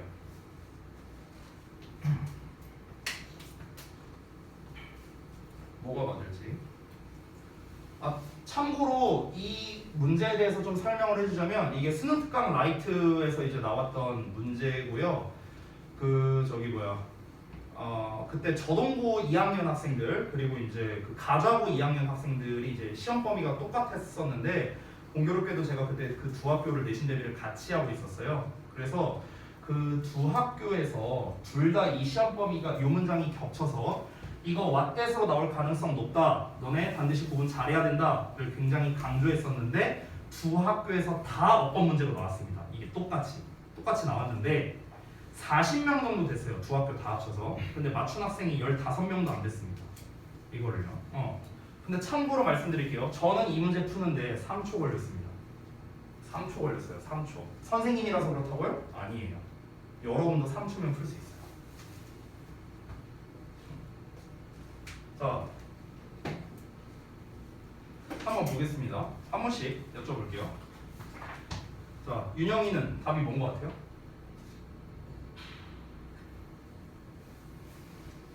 아니, 근거는 말 안 해도 돼. 그냥 네가 생각하는 답만 말해봐. 답이 뭔 것 같아? 이거요? 대? 오케이, 알았어. 자, 그 다음에 현수는? 저도 대시. 대? 다현이는? 대? 대시 좀 많네. 그 다음에 서영이는? 대? 이럴 때 이제 역배 거는 사람들이 있는데 윤슬이는? 이거 안전으로 가는 건가? 승우는? 대? 그래? 예진이는? 대? 그래? 그 다음에 정민이는? 대? 수민이도 대시야? 그래? 정원 다 대시예요? 한 표도 없네? 와시? 그렇구나. 네, 정답은 대 맞아요. 잘 풀었네? 자, 근데 왓을 많이 골랐었어요. 그때 학생들이. 왜 왓을 많이 골랐냐면요. 아주 단순합니다. 뒤를 봐봐 얘들아. 메이 나왔죠? 동사잖아. 그럼 여기 관계대명사 자리라는 거잖아. 정확하게는 주격 관계대명사 자리라는 거잖아. 그쵸? 동사만 나와 있으니까. 그럼 얘도 관계대명사고 얘도 관계대명사가 되잖아. 둘 다. 그래서 애들이 앞을 본 거야. It's gathered. 동사 나왔네. 앞에 그러면 명사가 없네. 그치? 선행사가 없네. one. 이렇게 풀었다고. 이렇게 푼 거야 애들이. 됐어? 그랬다가 다 틀려온 거라고. 자, 근데 지금 여러분 전원이 다 대수로 답을 골랐는데 왜 대수로 답을 골랐는지 제가 이유는 묻지 않겠습니다만 제가 풀이 과정을 좀 보여드릴게요. 제가 3초 만에 풀었다고 했죠? 어떻게 풀었느냐? often uses material 주어 동사. 자, 수동태 나오면 완전한 문장이라 생각하면 되거든요. 그래서 앞이 완전한 문장이야. 그럼 뒤에는 뭐가 필요해? 수식어가 필요해. 근데 수식어의 역할을 하는 건 얘밖에 없네요. 그렇죠? 그래서 대수로 끝난 겁니다. 쉽죠? 이렇게 풀면 돼. 지금 내가 뒤에 보지도 않았어요. 여기 뒤에는 보지도 않았어. 그냥 완, 수 이걸로 끝난 거예요. 이걸로 끝난 거야. 근데 아까 전에 학생들이 이렇게 풀게 착각하게끔 문제를 낸 겁니다. 학생들이 어떻게 생각을 하겠어요? 앞에 선행사가 없네. 그러니까 what을 써야지. 이렇게 해버렸다고. 근데 사실 선행사는요. 얘예요. 여기 material. 얘가 선행사예요. material. 쌤, 제가 선행사가 이렇게 앞에 떨어져 있을 수도 있나요? 당연히 있을 수 있죠. 당연히 있을 수 있죠. 근데 애들 입장에서는 어떻게 생각할까? 시험 보는 상황, 되게 급박한 상황이야. 근데 앞에 명사가 없네? 그럼 당연히 what이다. 이렇게 그냥 골라버리겠죠. 됐어? 이게 문제라는 거야. 이게. 대부분 이 what 대 구분할 때 풀이법을 어떻게 알려주냐면 앞에 명사 있으면 what을 못 써. 명사를 what을 못 써. that을 써야 돼. 명사가 없어야 what을 쓰는 거야. 이렇게 가르친다고. 이렇게 가르치면 어떡해. 이게 아니야. 이게 아니라고. 정확하게는 앞에 선행사가 있으면 대시고 선행사가 없으면 와시다. 이건 맞는 말이야. 근데 여기서 한 가지 오해하는 게 선행사라는 건 반드시 바로 앞에 나오지는 않는다는 거예요. 됐어? 그런 법은 없다고. 이 대절이야 전체가 앞에 있는 material을 수식하는 거거든. 됐어? 그럼 여기에서 여러 의문점이 나올 수 있어요. 아니 선생님, 관계대명사가 왜 여기에 붙어 있어요? 여기다 써야 되는 거 아니에요? 이렇게 물어볼 수도 있어요. 근데 이유는 간단합니다. 여기다가 만약에 관계대명사 저를 써버리면 어떤 일이 벌어져요? 주어가 굉장히 길어지죠. 그쵸? 동사는 이게 다잖아. 이게 다잖아. 여러분 잘 알다시피 뭐야? 영어는 앞이 긴 걸 싫어하잖아. 그치? 그러니까 수식어 부분은 뒤로 빼버린 거예요. 왜? 빼도 문법상 문제가 없으니까. 됐죠? 그냥 이거야. 별거 없어. 이유는 그게 다야. 근데 이거를 통해서 이제 문제를 어떻게 출제한 거야? what 문제로 출제해버리면 앞에 명사 없고 뒤에 동사만 나왔으니까 what이네 이렇게 골라버리는 문제가 생길 수 있다는 거죠. 근데 우리가 배운 완수불명을 적용하면 어떻게 됩니까? 앞이 완전한 문장이니까 수식어가 필요해. 근데 참고로 what은요 무슨 일이 있어도 수식어 역할은 못합니다. what은 무조건 명사절이에요. what은. 그러면 일단 what은 안 되면 그럼 대시지 이러고 그냥 끝나는 거야. 됐어? 그러니까 더 정확하게 풀 수 있다라는 겁니다. 더 정확하게. 구문 분석만 잘하면 우리가 더 정확하고 빠르게 풀 수 있는 게 이 완수불명이라는 거예요. 아셨죠? 그래서 제가 이 설명을 해드린 겁니다. 자, 그래서 이제 제가 그 좀 뒤에 있는 부분을 이제 미리 좀 설명을 드린 건데 여러분이 그 문제풀이를 하실 때 항상 이거를 기반으로서 좀 보셨으면 좋겠다라는 거예요. 특히 절 관련된 어법. 그 3번과 4번 해석을 필요로 하는 어법 그리고 기타 이거는 제가 이제 설명은 안 할 겁니다. 이제 책 순서대로 쭉 나갈 건데요. 근데 이 두 가지 동사 관련 어법이랑 절 관련 어법은 너무 중요해. 특히 고1 과정에서 80% 이상 출제되는 거기 때문에 너무 중요해서 제가 진도와 상관없이 이 부분을 좀 먼저 설명드렸고 이 두 개의 풀이 과정만큼은요 여러분이 반드시 좀 지켜줬으면 좋겠습니다. 전부 다 풀 수 있어요. 고1 수준에 있는 문제 전부 다 풀 수 있습니다. 그리고 저는 솔직하게 말하면요 요 어퍼크 실력 따지기 교재 있잖아요. 이게 한 120페이지 정도 되는 교재인데 이 어퍼크 실력 따지기에 있는 문제들을 여러분이 정말 다 온전히 제대로 니네가 이해를 하고 푼다면 이해를 하고 풀 수 있다면 솔직히 어법 안 해도 돼요. 남은 기간 동안 안 해도 된다고. 고3까지 안 해도 돼요. 왜냐면 수능에 나오는 수준도 이 정도예요. 수능도 이 정도 수준입니다. 진짜로요. 그러니까 여기에 있는 것만 여러분이 제대로 풀이를 하고 제가 알려준 거를 제대로 적용만 해도 내신이랑 수능 모의고사에서는요 어법에선 틀릴 일이 없다라는 겁니다. 물론 추가되는 건 있겠죠. 아까 말했던 해석에 관련된 거라든가 기타에 관련된 거라든가 뭐 이런 것들은 여러분이 알고는 계셔야겠죠. 근데 일단 기본은 1, 2번 동사, 절 이게 대부분 나온다고 했으니까 이것만 알아도 대부분의 문제는 여러분이 풀 수 있다. 그러니까 반드시 제가 알려준 과정으로 문제를 푸셨으면 좋겠다. 굉장히 많이 강조했으니까 꼭 그렇게 해주시기 바랍니다. 자, 그러면은 시간이 좀 많이 지났는데 잠깐 쉬는 시간 가졌다가 이 유닛 2 부분 좀 설명을 좀 드릴게요. 12시?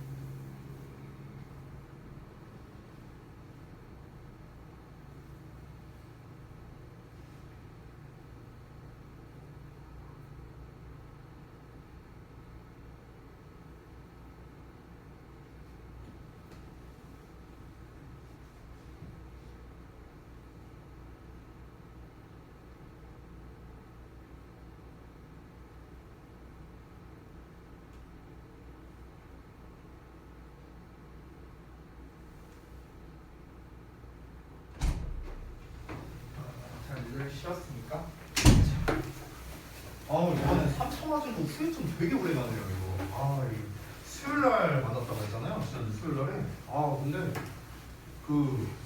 이게 왼쪽 팔이 뭐라고 해야 되지? 피가 안 통하는 느낌이라고 해야 되나? 그리고 근데 지금 한 5일째 지금 이제 다리도 이제 좀 그런 것 같아요. 이거. 아 여러분도 좀 조심해야 될 것 같은데 이거. 아직 혹시 2차까지 맞은 사람 있냐? 오 많이 맞았네? 그래? 2차까지는 괜찮은데 이거 3차 맞고 나니까 팔에 피가 안 통하는 것 같아.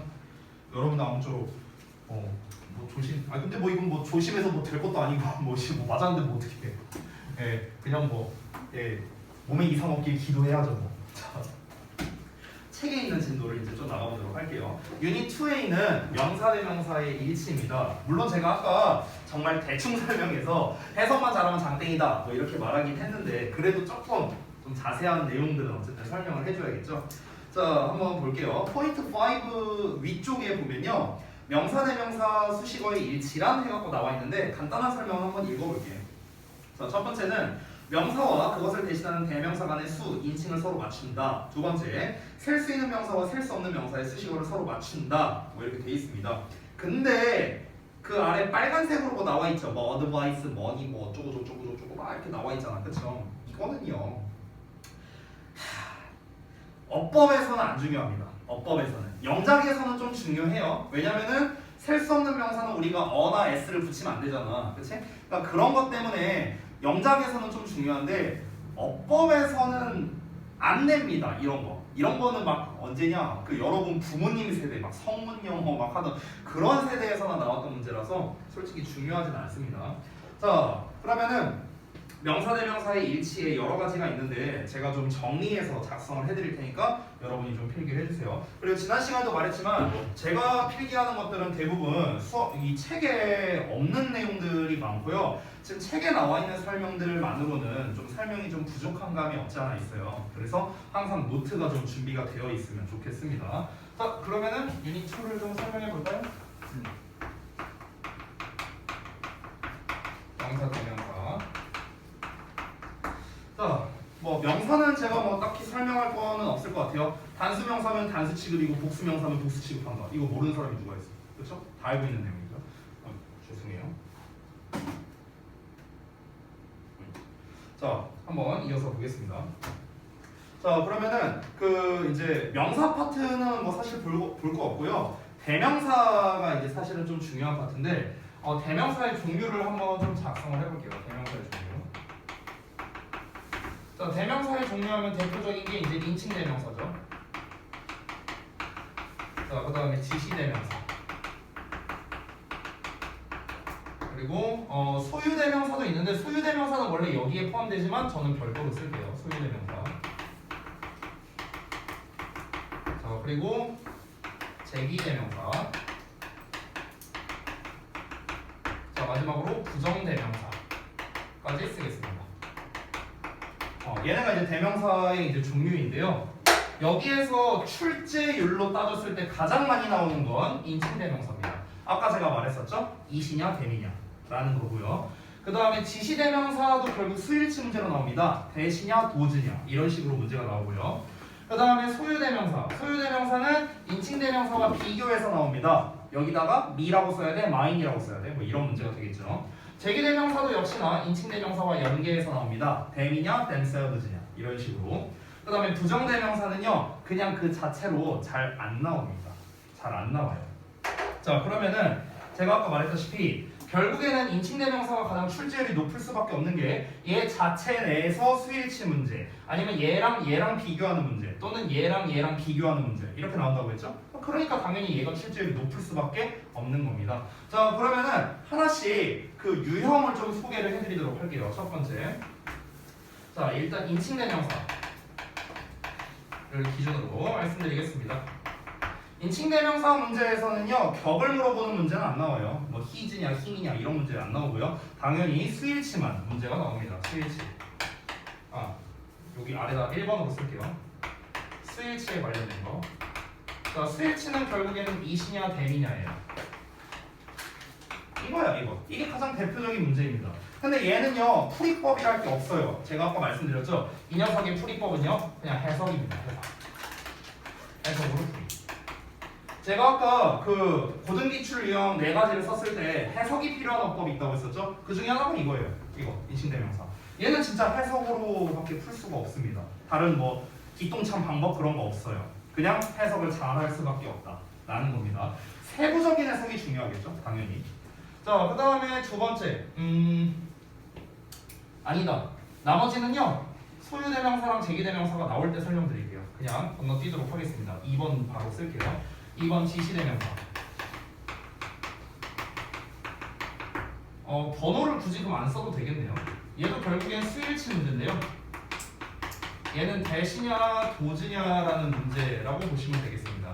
디스냐 디즈냐라는 문제로도 낼 수 있는데 거의 안 나와요. 대부분 대시냐 도지냐 이 문제로 나옵니다. 근데 이 문제도 사실 어찌 보면 얘랑 똑같은 문제잖아. 단수냐 복수냐 단수냐 복수냐잖아. 근데 왜 얘가 훨씬 잘 나오냐면요, 얘는 조건이 있어요. 얘는 조건이었거든, 문제 출제. 얘는 그냥 아무 때나 너 낼 수 있는데 얘는 낼 수 있는 전제 조건이 좀 있어서 내기가 약간 까다롭습니다. 그럼 반대로 말하면은 출제하기가 까다롭다는 건 우리가 그 조건만 알고 있으면 되게 쉽게 풀 수 있다는 말이거든요. 그러다 보니까 얘는 출제율이 비교적 얘보다는 낮은 편에 속합니다. 자, 일단은 대시냐 도시냐라는 거가 이 문제를 출제하려면 그 전제 조건이 있는데 출제 조건을 제가 여기다가 써드릴게요. 출제 조건. 제가 출제하는 입장으로서 출제 조건이 3가지가 있거든요. 그 3가지에 다 충족해야 됩니다. 첫 번째, 뭐냐면요, 일단은 한 문장 내에서 반복이 돼야 됩니다. 반복이 돼야 되고요. 그 다음에 두 번째, that 또는 does가 수식을 받아야 합니다. 주로 수식을 받는 거예요. 주로 수식을 받는데 뭐의 수식을 받냐면요, 대부분 전치사 더하기 명사 또는 관계대명사 이 녀석들의 수식을 받습니다. 즉 does of, does in 이렇게 나온다는 거예요. 됐어? 전명구가 뒤에 나오거나 아니면 관계대명사 who라던가 이런 위치라던가 이런 애들이 주로 나온다는 겁니다. 보통은 전명구가 제일 많이 나와요. 그리고 세 번째 조건은 주로 비교하는 상황에 많이 쓰입니다. 비교하는 상황이라고 하면 당연히 우리가 제일 먼저 떠올릴 거는 비교 구문이겠죠. as 1급 as나 비교급의 than. 근데 비교하는 상황이라고 제가 썼잖아. 그러니까 비교하는 상황은 비교 구문만 있는 건 아니야. 뭐 예를 들면은 be different from. 그럼 주어 A는 B와 다르다 이렇게 해석될 거 아니야. 이것도 비교하는 상황이잖아. A랑 B를. 또는 be similar to. 그럼 A랑 B랑 비슷하다 이렇게 해석이 되죠. 그러니까 이것도 어쨌든 비교하는 상황이죠. 그러니까 반드시 비교 구문을 써야만 비교하는 상황은 아니라는 거예요. 주로 비교 구문이 많이 나온다라고 볼 수 있는 거죠. 이거는 예문을 좀 보여주면 여러분이 쉽게 알 수 있을 것 같은데 2번 예문 봐볼래요? 2번 예문. 그 옆 페이지에 2번 예문 봐보세요. 2번 보면 대시냐 도시냐 문제 나와 있는 거 보이시죠? 그렇죠? 이 문제를 보면은요, 지금 이 3가지 조건이 전부 다 부합됩니다. 첫 번째, 한 문장 내에서 반복되고 있어요. 단어가. 그리고 두 번째는 that 또는 does가 수식을 받아야 된다고 했죠? 뒤를 보시면요, of 아르헨티나 나와 있는 거 보이세요? 전명구 나와 있죠. 그렇죠? 자, 그래서 두 번째 나와 있고, 세 번째, 주로 비교하는 상황인데 앞에 보면 more than 보이세요? more than, has more than 30 research stations 보이세요? 비교 구문 나와 있죠. 됐습니까? 그러니까 이 3가지 출제 조건이 만족해야만 이 지시대명사에 관련된 문제를 출제할 수 있다는 거야. 그래서 조건이 까다롭기 때문에 우리가 이 조건만 잘 알고 있으면 사실 그렇게 어렵지 않게 풀 수 있다라는 겁니다. 참고로 2번 같은 경우는 이제 결국에 근데 풀이는 결국 해석이긴 해요. 어쨌든 수일치 문제는 어쨌든 해석이야. 명사의 수일치는 일단 해석인데 그래서 해석은 해봐야 돼요. 그래서 2번 문제만 한번 같이 풀어보자면 오늘날 안타르티카 남극은요 has more 더 많은 걸 가지고 있대요 than 뭐보다 30 research stations보다요. 그러니까 30개의 어떤 연구소 뭐 이런 거라고 보면 되겠죠. 연구 기지 이것보다 더 많이 가지고 있는데 뭘 포함해서냐면요 아르헨티나, 오스트레일리아 그리고 독일에 있는 것 또는 것들을 포함해서 이런 거거든요. 그럼 여기서 말하는 것이 앞에 나와 있는 뭘 받겠습니까? 당연히 research stations밖에 없겠죠. 그렇죠? 그러니까 복수형을 받는 거니까 does를 쓴다. 이렇게 풀면 되는 거예요. 됐어? 어쨌든 간 풀이 자체는 해석을 해야만 풀 수 있는 건데 일단 출제 조건이 이러하다 정도만 여러분이 아시면 좋을 것 같습니다. 자, 그 다음에 넘어가서 세 번째 지시대명사 봤고요. 그 다음에 세 번째는 소유대명사를 좀 볼게요. 3번 소유대명사. 소유대명사는 보통 스위치 문제로는 잘 출제하지 않습니다. 근데 아까도 말했다시피 우리 명사대명사 파트의 핵심은 뭐다? 스위치예요. 스위치. 그러다 보니까 얘가 제일 많이 나오고 두 번째가 얘거든요. 근데 이제 소유대명사는 스위치 문제가 아니다 보니까 출제율이 높지는 않습니다. 소유대명사의 문제는요 결국에는 목적격, 그러니까 인칭대명사의 목적격 말하는 거예요. 그래서 목적격 대 또는 소유격 대 vs 소유대명사 이런 비교 문제라고 볼 수 있겠습니다. 됐어요? 근데 이거는요 우리말로 하면은 조금 이게 간혹가다 틀리는 경우가 있거든요. 그러니까 뭐 예를 들면 이런 겁니다. 야 나는 내 눈은 너보다 더 커. 이렇게 우리가 말할 수도 있죠. 그렇죠? 우리말로 할 때 내 눈이 my eyes. 내 눈이 is가 아니지. 내 눈이 are larger than you 이렇게 말할 수도 있어요. 근데 이렇게 말하면 틀렸죠. 왜? 내 눈이 너보다 크다고요? 그럼 내 눈이 이만해야 돼. 말이 안 되잖아. 그렇지? 내 눈이 너의 눈보다 크다는 거잖아요. 그렇죠? 그러니까 너의 눈이니까 your eyes라고 쓰던가 아니면 your's라고 쓰던가 이렇게 해야겠죠. 됐어요? 그러니까 결국에 소유대명사는 우리말로 번역했을 때 이렇게 하면 우리말로 해석만 하면 자연스러워 보이거든. 내 눈이 너보다 더 크다. 내 눈이 너보다 더 큰데 이거 자연스러운 거 아닌가? 이렇게 생각할 수도 있는데 그런 맹점을 활용해서 이제 문제를 내는 겁니다. 소유대명사는요. 그러다 보니까 출제율이 사실 그렇게 높지는 않다라고 보시면 되겠습니다. 일단 소유대명사라는 건 기본적으로 소유격에다가 더하기 명사가 결합된 버전인데 이건 책에 나와 있으니까 참고로 보시면 되겠습니다. 제가 아까 전에 your's라고 여기다가 썼잖아요. 이 your's는 결국 무엇입니까? your라는 소유격에다가 더하기 is라는 명사가 합쳐진 거죠. 그렇죠? 이런 형태가 됩니다. 자, 별거 없으니까 넘어갈게요. 자, 그 다음에 제기대명사 여기다 쓰겠습니다. 4번. 자, 제기대명사도 똑같아요. 얘도 비교하는 건 목적격 대 vs 제기대명사입니다. 근데 얘는 출제율이 꽤 높은 편이에요. 그러니까 스위치를 제외하고는 얘가 출제율이 제일 높다고 생각하면 돼. 4개 중에서. 그러니까 출제율로만 따지면요. 1위는 단연코 인칭대명사입니다. 1위. 얘가 1위고요. 2위가 제기대명사예요. 이렇게 생각하면 돼요. 됐어? 출제율로만 따지면요. 이 제기대명사가 이제 결국 이 문제의 의도는 뭐냐면요. 제기대명사를 언제 사용하는지 아느냐라는 걸 물어보는 문제거든요. 그래서 그게 결국 가장 중요하니까 간략하게 쓰자면 여기다가 쓸게요. 제기대명사.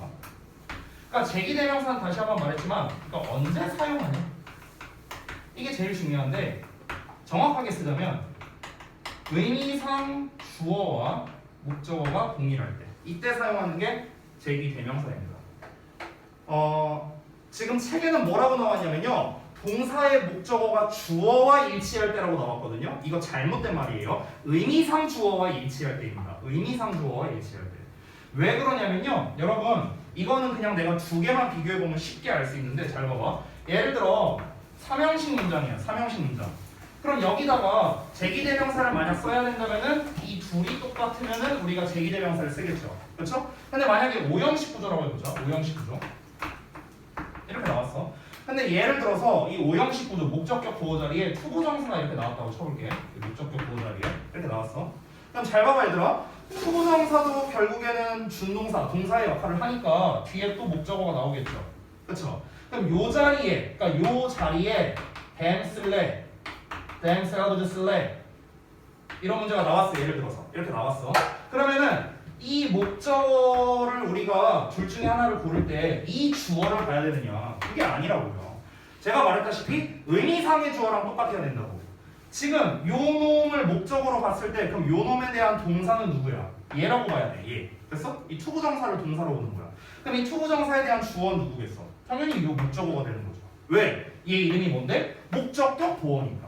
목적격 보어니까 목적어를 의미상 주어로 보는 거라고. 됐어? 그러면 이 목적어와 똑같으면은 제기대명사를 쓰는 거고 목적어가 다르면은 그냥 일반 대명사를 쓰는 거예요. 됐어? 문장 주어가 아니라고요. 문장 주어가 아니야. 됐어? 그래서 다시 한번 말하지만 제기대명사는요 언제 사용하는지만 알면 돼요. 언제 사용하느냐? 의미상 주어와 목적어가 똑같을 때 사용하는 게 바로 제기대명사다. 됐어? 요거만 알면 됩니다. 물론 내가 다시 한번 거듭 얘기하지만 모든 대명사 문제는 해석이 필요합니다. 제기대명사도 이 내용만 안다고 해서 풀 수는 없어요. 이 내용만 안다고 해서 풀 수 없습니다. 그래서 얘네 둘이 똑같은지 다른지 확인하려면 해석을 해야 될 거 아니야. 그렇잖아. 그러니까 결국에는 해석이 기반이라는 걸 다시 한번 제가 강조 드립니다. 됐죠? 자, 그 다음에 부정대명사는요 설명 생략하겠습니다. one, another, the other 뭐 이런 애들인데요. 저는 솔직히 별로 중요하다고 생각하지 않습니다. 오히려 포인트 6번에서 설명드릴게요. 포인트 6번에서. 자, 포인트 6번 보면은요 수식어에 관련된 건데 여러분 죄송하지만 이 부분은요 제가 필기 생략하겠습니다. 자, 이건 뭐냐? 우리 수량 형용사에 관련된 건데 많은 시리즈, many, much 있죠. 적은 시리즈, little이나 few, 뭐 a few, a little 이런 애들 있잖아. 그거야 그거. 자, 그래서 우리가 many나 few 시리즈는 뒤에 복수명사가 온다. 근데 much와 little은 뒤에 셀 수 없는 명사가 온다. 이것만 알면 땡이에요. 그것만 알면 땡이야. 됐어? 그래서 제가 뭐 더 설명할 게 없습니다. 그 아래 공통으로 쓸 수 있는 표현들도 나와 있죠. some, any, a lot of, less of, plenty of. 얘네들은 셀 수 있든 없든 쓸 수 있다.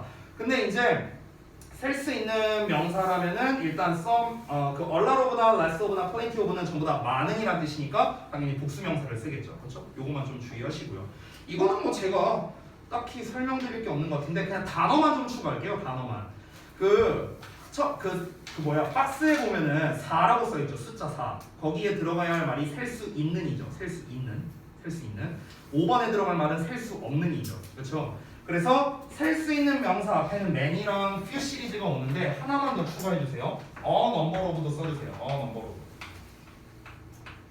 얘도 많은이란 뜻이고요. 그 다음에 셀 수 없는 명사 같은 경우는 a deal of라는 표현. 얘도 많은이란 뜻입니다. 또는 amount of로도 쓸 수 있습니다. 근데 amount 쓸 때는 on으로 써야겠죠. 그렇죠? on amount of 이렇게. 얘네들은 셀 수 없는 명사, 많은이에요. 전부 다 많은이야 뜻은. 숫자가 많은, 양이 많은. 둘 다 양이란 뜻입니다. deal과 amount가 둘 다 양이란 뜻이에요. 됐죠? 자, 그래서 이거 말고는 딱히 제가 여기 책에 있는 거에서 뭐 더 설명할 거는 없을 것 같고요. 아까 부정대명사 관련해서 얘기했는데 그 부분을 책에 안 나왔으니까 좀 요거도 좀 추가로 좀 써줄게요.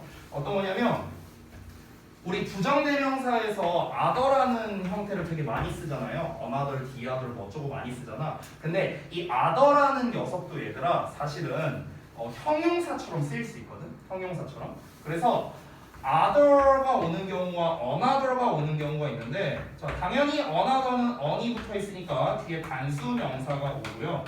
other가 오는 경우에는 뒤에 복수 명사가 옵니다. 그리고 만약에 the other가 나왔다. the other 같은 경우는요. 단복수가 둘 다 돼요. 둘 다 가능합니다. 됐어요? 요것만 좀 추가로 써두세요. 다른 뭐뭐들 또 다른 뭐 the other는 참고로 나머지란 뜻이야 얘들아. 나머지 알았지? 그러니까 나머지 뭐, 나머지 전부 이렇게 되는 거야. 그래서 나머지 뭐, 나머지 뭐뭐들 됐죠? 이렇게 해서 하면 됩니다. 요게 지금 책에 안 나와 있어갖고 요 부분만 제가 좀 추가로 설명드렸어요. 문제는 없습니다 여러분이 풀어야 할 뭐 유닛 엑설사이즈 여기에 안 나와 있는데 근데 이거는 좀 시험에 간혹가다 나오더라고. 그러니까 출제율이 높진 않아. 근데 밑줄 정도로는 나오더라고요. 여기 other에다가 막 밑줄 쳐놔. 그러면 뒤에 복수하냐 단수하냐 이것만 보면 돼. 쉽죠? 쉬운데 의외로 이걸 잘 몰라요. 그리고 책에서 정리를 안 해주더라고. 왠지 모르겠어요. 그래서 시험에 은근히 조금씩 나오니까 이거를 좀 같이 알아두시면 좋겠습니다. 자, 그 다음에 18쪽에 있는 동사의 시제 부분은요. 제가 필기할 게 없거든요. 그래서 여기까지만 설명하고 오늘 수업을 좀 마칠게요. 동사의 시제는요. 우리가 지금 어법을 기준으로 한다면요. 솔직히 말할게요. 필요 없습니다. 필요 없어요. 여러분이 중학교 2, 3학년 때 특히 2학년 전체 그리고 3학년 1학기 때 이제 이 시제 부분이 많이 나왔는데요. 2학년 때 보통 나오는 게 현재 완료예요. 현재 완료. 그래서 여러분이 현재 완료 배울 때 뭐 have pp 해갖고 무슨 뭐 완료 계속 경험 결과 그래서 뭐 이 단순 과거랑 뭐가 다르냐 하면서 막 이런 것들 배워요. 그리고 뭐 have pp에 밑줄 쳐놓고 얘랑 쓰임새가 뭐 같은 거 골라라 다른 거 골라라 뭐 이런 문제도 나오죠. 그리고 중3 때 배우는 게 바로 대과거라는 개념이죠. had pp와 일반 과거를 비교하는 거 이런 것들이 나오곤 합니다. 자 그런데 지금까지 말씀드렸던 모든 시제는요 딱 중학교까지만 나와요. 고등학교 때 안 나와요. 나올 수는 있겠죠. 밑줄 하나 정도는 쳐질 수도 있겠죠. 근데 이것도 마찬가지입니다. 제가 항상 어법을 수업할 때 강조하는 건 뭐냐면요. 니네가 평상시에 알고 있어야 되는 게 있고요. 내신 대비 때만 알아도 되는 게 있거든요. 근데 시제라는 파트는 내신 대비 때 공부해도 되는 애라는 거예요. 지금 내가 오늘 설명했던 절 관련 어법 그리고 이런 대명사에 대한 거 그렇죠? 특히 이거 인칭대명사랑 제기대명사 얘네는 평상시에 알고 있어야 돼. 시험 범위랑 상관없어요. 왜? 언제든 낼 수 있거든. 내가 중요하다고 말하는 것들은 항상 시험 범위와 무관합니다. 언제든 출제할 수 있는 것들이야. 언제든. 근데 시제는 언제든 출제하지는 않습니다. 그냥 책에서 had already pp 막 이렇게 나오는 패턴들이 있어요. 우리 뭐 교과서나 외부지문 같은 거 보면은요. 그러면 그때 반드시 담당 선생님께서 그 부분을 짚어줄 거야. 야 여기 대과거시 나왔지? 여기가 왜 대과거가 쓰였냐면 얘보다 먼저 일어난 일이니까 그런 거야. 여기 체크해놔라. 이러면서 설명을 해주실 거야. 그때 가서 여러분이 설명하고 공부해도 늦지 않는다는 거예요. 알겠죠? 그러니까 시제는 제가 다시 한번 말하지만 어법에서는 중요도가 낮습니다. 어법에서는요. 하지만 한 가지 중요한 건 다시 한번 어법에선 중요도가 낮지만 영작에서는 중요도가 좀 있거든요. 영작에서는. 그래서 지금부터 제가 설명드리거든요. 어법적인 부분 다 배제하고 영작적인 측면만 말씀드릴게요. 어법 문제 푸는 건 내가 그냥 솔직히 말하면 여기 19, 20, 21쪽에 있는 거는요. 그냥 우리 중2, 3 때 배운 걸로도 다 풀 수 있어요. 다 풀 수 있어. 그러니까 그 어법에 대해서는 제가 설명을 안 하겠습니다. 영작적인 측면만 말씀을 드릴게요. 우리가 영작에서 어려워하는 게 이게 이걸 현재로 써야 되나 현재 진행으로 써야 되나 아니면 현재 완료로 써야 되나 이런 게 이제 헷갈리는 경우가 많아요. 왜냐면 우리말로는요 해석이 뭐뭐 했다 이렇게 나와 있어. 뭐뭐 했다. 그럼 우리 했다라고 나와 있으니까 과거로 썼거든. 근데 답지 보면 현재 완료로 나와 있어. 이런 경우들이 아마 분명히 있었을 거야. 그러니까 이 시제가 나타내는 그 느낌이라고 해야 될까요? 뉘앙스? 이 뉘앙스 정도는 여러분 중요하니까 그 뉘앙스만 제가 몇 개 간략하게 쓸게요. 자 일단은 현재 시제. 일단 시제의 뉘앙스라고 쓸게요. 시제의 뉘앙스. 자 일단 현재 시제부터. 현재 시제는요. 평상시입니다. 평상시. 요 한마디로 끝나요. 평상시. 뭐 일상적. 이 말로 끝납니다. 보통 중학교 1, 2학년 때 배우는 내용 중에 현재 시제를 언제 사용하느냐 해갖고 막 이만큼 나와 있어요. 뭐 나와 있냐면 뭐였지? 뭐 현재 일어나고 있는 일 무슨 뭐 불변의 진리, 뭐 과학적 사실, 뭐 왕래 발작 동사, 뭐 어쩌고 저쩌고 나와 있어. 내가 좀 죄송한 얘기인데 솔직히 나도 다 못 읽었어요. 근데 그딴 거 몰라도 돼. 그냥 현재 시제를 쓰는 경우는 딱 하나입니다. 이게 평상시에 하는 거냐 아니냐만 보면 돼요. She is pretty. 그녀가 예쁘다. 이렇게 해석하고 말잖아. 그렇죠? 그럼 이 말에는 어떤 의미가 숨어있냐? 그녀는 어제도 예뻤고 오늘도 예쁘고 내일도 예쁠 거야. 그냥 평소에 예뻐. 언제 봐도 예뻐. 이런 의미야. 됐어? 그게 바로 이제 현재 시제가 가지는 의미입니다. 자, 그 다음에 현재 완료. 현재 완료는 사실 내가 한번 설명을 해줬었거든. 그때 동사 관련 어법할 때 한번 얘기를 했었는데 다시 한번 얘기를 할게. 첫 번째는 이미 여러분이 너무나 잘 알고 있는 뉘앙스인데요. 과거부터 지금까지라는 이제 뉘앙스죠. 과거부터 지금까지. 이런 뉘앙스고요. 두 번째는요. 기준 시제보다 먼저라는 개념입니다. 기준 시제보다 먼저. 이 두 가지 어감이 있습니다. 뉘앙스가요. 그러니까 현재 완료가 과거에서 지금이라는 건요. 그러니까 우리식으로 해석을 해줄게요. 이렇게만 하면 니네가 해석이 헷갈리죠. 그러니까 해석을 굳이 써보자면 현재 시제는 그냥 뭐뭐 하다 이렇게 해석이 되겠죠. 우리말로는요. 현재 완료 이 1번 버전은요. 뭐뭐 해왔다고 해석하겠죠. 우리가 흔히 현재 완료의 계속이라고 하잖아요. 그렇죠? 이렇게 해석하는 거죠. 그리고 기준 시제보다 먼저 일어났다는 게 뭐뭐 했다예요. 뭐뭐 했다. 그럼 우리말로 따지면 과거랑 똑같죠. 그렇죠? 그러니까 어떤 시점과 어떤 시점이 있는데 이거를 했고 그리고 지금 이걸 한다. 이 두 시점을 비교했을 때 먼저 일어난 일. 그때도 우리가 have pp를 쓰기도 한다라는 겁니다. 그 다음에 어떤 거를 뉘앙스를 할까? 진행형 뉘앙스, 특히 현재 진행형? 그냥 진행형의 뉘앙스를 알려줄게요. 진행형의 포인트는 뭐냐면요. 일시적이라는 거예요. 일시적. 그러니까 일반 현재 시제와는 정반대의 개념이라고 생각을 하면 됩니다. 정반대 개념. 그러니까 현재 시제는 옛날에도 그랬고 지금도 그렇고 미래에도 그럴 거다. 그러니까 이런 의미가 갖고 있는데 진행형은 잠깐 하는 거예요. 잠깐 하는 거. 예를 들어서 내가 I am selling cars 이렇게 말했어요. I am selling cars. 그럼 나는 자동차를 팔고 있다. 이렇게 해석하겠죠. 그렇죠? 그러면 얘가 가지고 있는 의미는 두 가지가 되는 거야. 첫 번째, 만약에 내가 거기 뭐 일하고 있어. 내가 자동차 딜러인데 내 일하는데 내 친구가 왔어. 근데 내가 지금 그때 진짜 차를 팔고 있었어. 그럼 내 친구가 와서 What are you doing? 너 뭐 하고 있냐? I'm selling cars. 너 차 팔고 있어. 이런 상황에서도 쓸 수 있고요.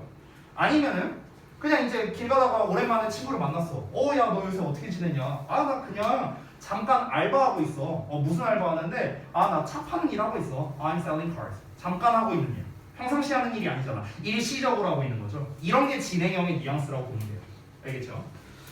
그 다음에 나머지는 제가 뭐 설명할 건 없을 것 같아요. 이제 단순 시제에 대한 거, 진행 시제에 대한 거, 완료 시제에 대한 거 다 설명을 드렸기 때문에 제가 뭐 설명할 건 없을 것 같습니다. 사실 포인트 7번과 8번 같은 경우는요 중학교 2학년 때 배운 내용들이에요. 이게 다. 무슨 7번 내용은 이제 현재 완료와 과거를 비교하는 거.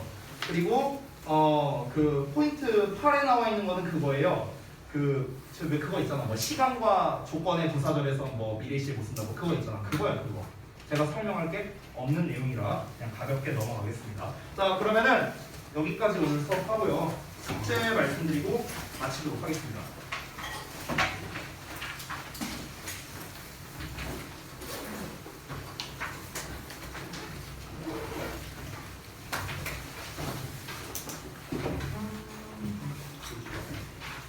지난번에 17초까지 있었죠?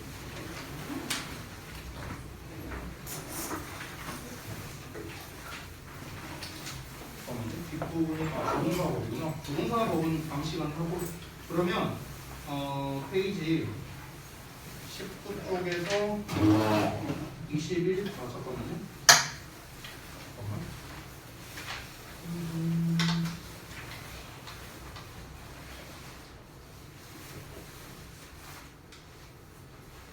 19쪽에서 20쪽 윗부분이겠네? 20쪽 윗부분.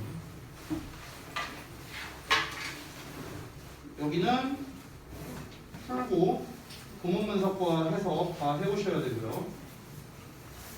그 다음에 질문할 거 하다가 잘 모르겠다 하면은 반드시 체크하고 채점까지 다 해오시면 됩니다. 자 그리고 남은 거 20에서 21쪽인데요. 그 모의고사 유형 문제거든요. 그래서 여기도 똑같이 문제 풀고 그 다음에 어법상의 근거 작성해 오시고 마찬가지로 질문과 채점을 다 해오시면 되겠습니다. 질문 체크, 채점까지. 됐죠? 네, 고생들 했습니다. 여기까지.